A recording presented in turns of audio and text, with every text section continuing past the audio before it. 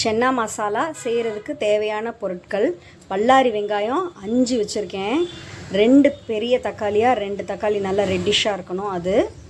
அப்புறம் இஞ்சி பூண்டு பேஸ்ட்டு 1 ஸ்பூன் நிறையா, 1 ஸ்பூன் ஃபுல்லாக எடுத்துக்கிடணும். அதுக்கப்புறம் மல்லியும் மிளகாவும் சேர்ந்து அரைச்ச பவுடர், இது 2 ஸ்பூன் வேணும். அதுக்கப்புறம் பட்டை 1 இன்ச் சைஸுக்கு சின்னதாக 2 பீஸ் எடுத்திருக்கேன். கிராம்பு ஒரு 3 பீஸு. அதுக்கப்புறம் பிரியாணி இலை ஒரு சின்ன இலை. இதுதான் வேணுங்கிற பொருட்கள். வெங்காயத்தை உரிச்சிட்டு நல்லா கட் பண்ணிடணும், குட்டி குட்டியாக கட் பண்ணிவிட்டு வதக்கணும். வதக்கிறப்ப இந்த இஞ்சி பூண்டு இந்த இது இருக்குல்ல, பட்டை அன்னாசி பூ இதையும் சேர்த்து அந்த வெங்காயத்து கூட வதக்கணும்.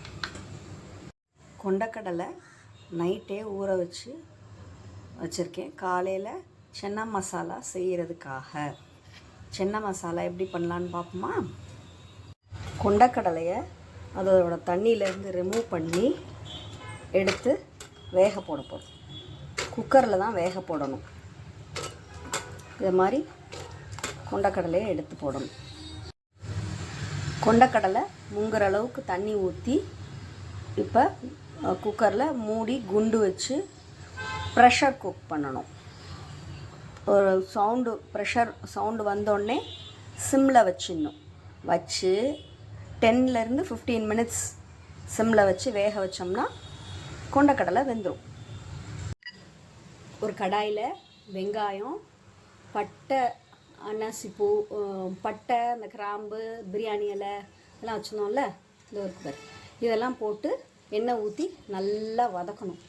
வதக்கி நல்லா இந்த மாதிரி வெங்காயம் ப்ரௌன் கலராக வர்ற அளவுக்கு நல்லா வதக்கிக்கணும். கடாயில் வதக்கி முடித்தோடனே இதை ஆற வச்சுட்டு மிக்ஸி ஜாரில் அரைக்க போகிறோம்.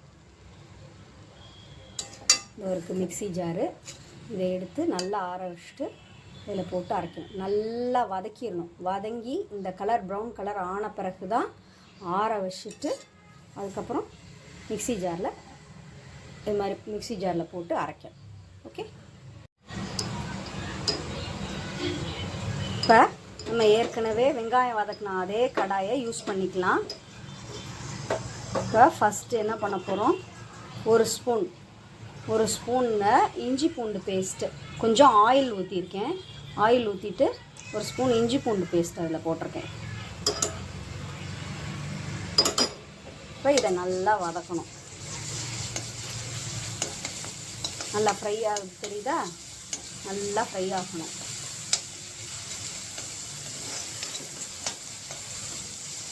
ஆயிலில்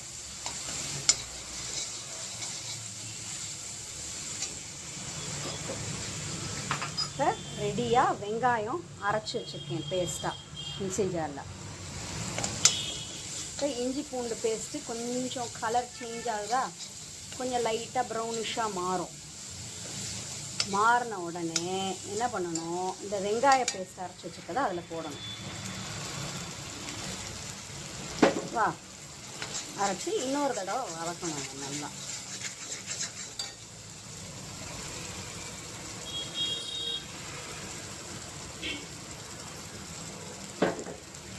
நல்லா வதக்கணும்.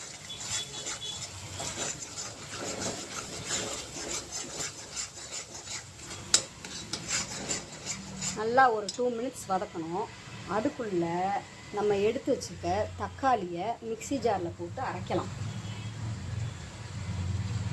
தக்காளி 2 எடுத்து வச்சுருக்கோம்ல, இதை மிக்ஸி ஜாரில் போட்டு அரைக்க போகிறேன். வெங்காயம் சிம்மில் வச்சு 5 மினிட்ஸ் வதக்கியிருக்கேன். அதுக்கப்புறம் இந்த தக்காளி பேஸ்ட்டை இதில் சேர்க்கேன்.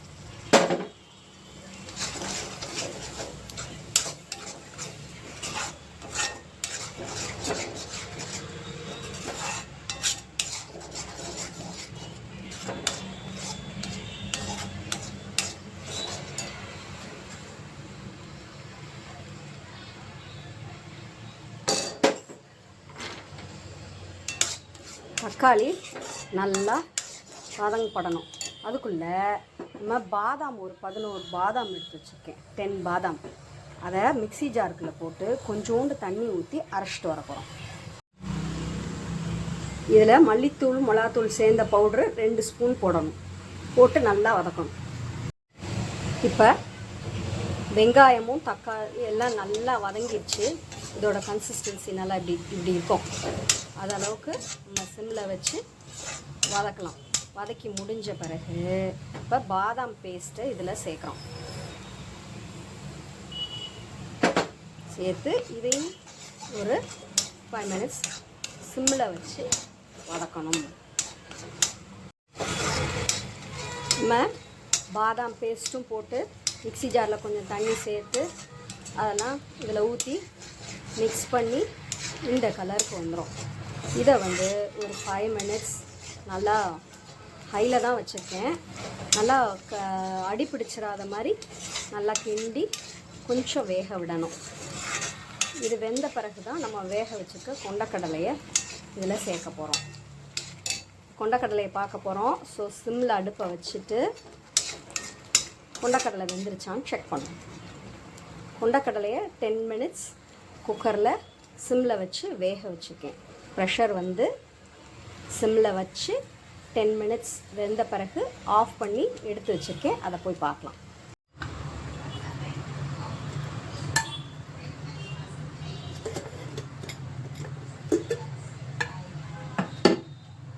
கொண்டக்கடலை வெந்துருச்சான்னு செக் பண்ணுவோம். இதை மாதிரி அமுங்கிடுச்சுன்னா கொண்டக்கடலை நல்லா வெந்திருக்கு அப்படின்னு அர்த்தம். இப்போ நம்ம வெந்து ரெடியாக வச்சுருக்கோம். நம்ம பாதாம் பேஸ்ட் போட்டு நல்லா இப்போ வதக்கியிருக்கோம். ஒரு 5 மினிட்ஸ் சிம்மில் வச்சு வதக்கியிருக்கேன். அதுக்கப்புறம் இப்போ கொண்டக்கடலையை அதில் சேர்க்க போகிறோம்.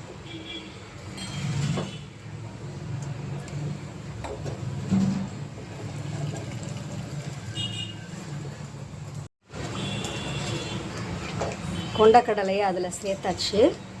இப்போ மிக்ஸ் பண்ணிகிட்ருக்கோம்.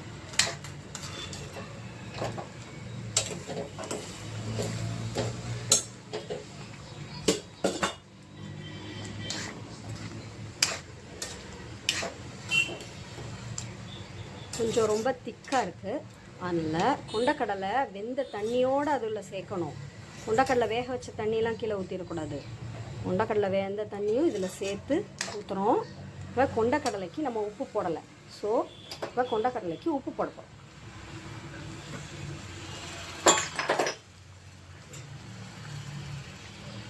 அது 1 ஸ்பூன். இப்போ இன்னும் கொஞ்சம் தண்ணி சேர்க்குறோம்.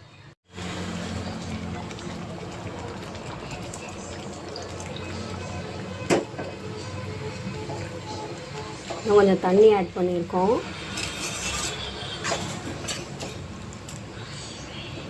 இது எல்லாமே சேர்ந்து பைண்ட் ஆகி குக் ஆகட்டும்.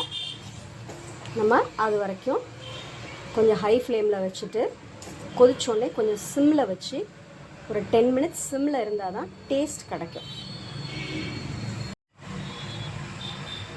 கொஞ்சோண்டு கொத்தமல்லி எடுத்துருக்கேன். அதை கட் பண்ணி இதில் சேர்க்க போகிறேன்.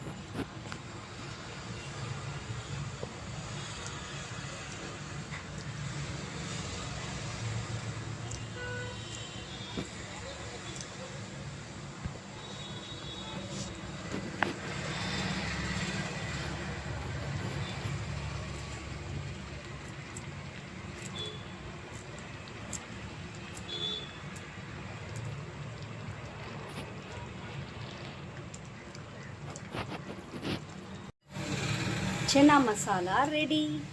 சாப்பிடலாமா?